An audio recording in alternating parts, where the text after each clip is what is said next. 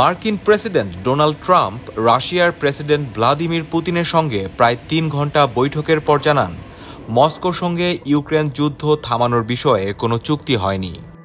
যদিও তিনি বৈঠকটিকে অত্যন্ত ফলপ্রসূ বলে আখ্যায়িত করেছেন।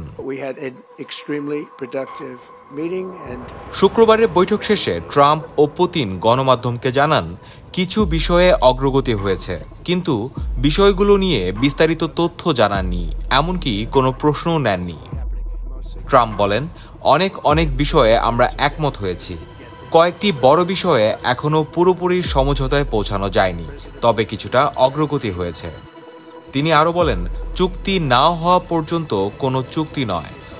সংক্ষিপ্ত বক্তব্যে পুতিন বলেন, তিনি আশা করেন যে ইউক্রেন ও তার ইউরোপীয় মিত্ররা যুক্তরাষ্ট্র রাশিয়া আলোচনার ফলাফল গঠনমূলকভাবে গ্রহণ করবে এবং এই আলোচনায় অর্জিত অগ্রগতি ব্যাহত করার চেষ্টা করবে না।